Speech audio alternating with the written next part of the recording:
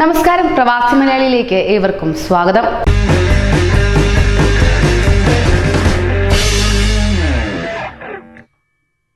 കേരളത്തിൽ നിന്ന് ദുബായ് കാണാൻ വിസയിൽ എത്തുന്നവർക്ക് സ്വർണം വാങ്ങി പോകുന്നത് ഏറ്റവും ലാഭകരമാണ്. ദുബായിൽ നിന്ന് സ്വർണം വാങ്ങി മടങ്ങുമ്പോൾ നികുതിയുടെ 85% വിമാനത്താവളത്തിൽ മടക്കി കിട്ടും എന്നതാണ് ഏറ്റവും വലിയ ആകർഷണം. ഇന്ത്യയിൽ GST നടപ്പാക്കിയതോടെ തന്നെ സ്വർണത്തിന് 3% നികുതി വർദ്ധിച്ചിട്ടുണ്ട്. ഇതാണ് വിദേശത്തെ സ്വർണത്തിന് വില കുറയാനുള്ള പ്രധാന കാരണം. പോരാത്തതിന് നാട്ടിൽ വിവിധ നികുതികൾ കാരണം വില കൂടുതലാണ്. പ്രളയ സെസ്സും ഉണ്ട്. ഇതെല്ലാം കൂടി നോക്കുമ്പോൾ ദുബായിൽ നിന്ന് സ്വർണം വാങ്ങുമ്പോൾ ലാഭം ഉറപ്പാണ്. ഉദാഹരണത്തിന് കേരളത്തിൽ ഇന്ന് 3560 രൂപയാണ് 1 ഗ്രാം സ്വർണത്തിന്റെ വില.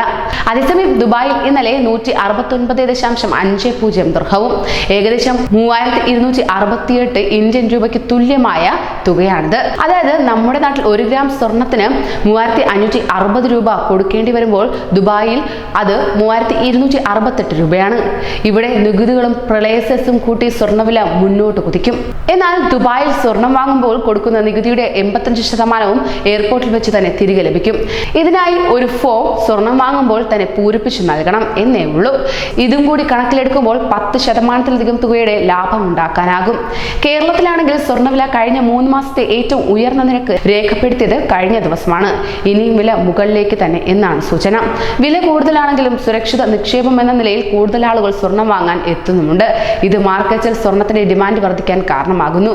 കുറച്ചു കാലമായി ഇന്ത്യയിൽ സ്വർണ്ണവില ഉയർന്നുകൊണ്ടിരിക്കുകയാണ്. ഡോളറിന്റെ വിലയിലുണ്ടായ ഇടിവും സ്വർണ്ണവില ഉയരാൻ കാരണമായിട്ടുണ്ട്. കഴിഞ്ഞ വർഷം 4 ക്വാർട്ടറുകളിലായി അമേരിക്കൻ റിസർവ് ബാങ്കായ ഫെഡറൽ റിസർവ് പലിശ നിരക്ക് കുറച്ചതും സ്വർണ്ണവില ഉയരാൻ കാരണമായതായി സിറിയക് വർഗീസ് ചൂണ്ടിക്കാട്ടി. 2018 മറിച്ചായിരുന്നു സ്ഥിതി. അന്ന് ഫെഡറൽ റിസർവ് നിരക്ക് ഉയർത്തുകയായിരുന്നു. അതേസമയം അമേരിക്കയും ചൈനയും തമ്മിലുള്ള വ്യാപാര യുദ്ധത്തിൽ അമേരിക്ക കൈക്കൊള്ളുന്ന തുടർ നടപടികൾ സ്വർണ്ണവിലയിലും മാറ്റങ്ങൾ വരുത്തും. ഫെഡറൽ റിസർവിന്റെ പലിശ നിരക്കിൽ വരുന്ന ഏറ്റക്കുറച്ചിലുകൾ അനുസരിച്ച് സ്വർണ്ണവിലയിൽ മാറ്റങ്ങൾ വരാറുണ്ട്. പലിശ കുറച്ചാൽ സ്വർണ്ണവില ഉയരും, പലിശ കൂട്ടിയാൽ മറിച്ചും സംഭവിക്കും. ഗൾഫിൽ സ്ഥിരതാമസമാക്കിയവർ, ഇന്ത്യയിൽ നിന്നുള്ള വിനോദസഞ്ചാരികൾ തുടങ്ങിയവരാണ് ദുബായിൽ നിന്നും സ്വർണം വാങ്ങിക്കൂട്ടുന്നത്. പ്രവാസി സ്ത്രീകൾക്ക് 1 ലക്ഷം രൂപയും പുരുഷന്മാർക്ക് 1/2 ലക്ഷം രൂപയും ആഭരണങ്ങൾ വിദേശത്തു നിന്ന് നികുതിയില്ലാതെ നാട്ടിലേക്ക് കൊണ്ടുപോകാം. ഇതിലധികമുള്ളവർക്ക് 10% ഇറക്കുമതി തീരുവ നൽകണം. എങ്കിലും ലാഭം വിദേശ സ്വർണം തന്നെ വാങ്ങുന്നതാണ്. അനുവദനീയമായ അളവിൽ കൂടുതൽ സ്വർണം കൈവശമുള്ളവരെ 1962 കസ്റ്റംസ് ആക്ട് പ്രകാരം അറസ്റ്റ് ചെയ്യാനാണ് നിയമമുണ്ട് എന്നത് മറക്കരുത്. നികുതി അടയ്ക്കാതെ കസ്റ്റംസിനെ വെട്ടിച്ച് സ്വർണം കടത്താൻ ശ്രമിക്കുന്നത് കുറ്റകരമാണ് എന്നും പറയേണ്ടതില്ലല്ലോ. കൂടുതൽ പ്രവാസി വാർത്തകൾക്കായി ഈ ചാനൽ സബ്സ്ക്രൈബ് ചെയ്യൂ.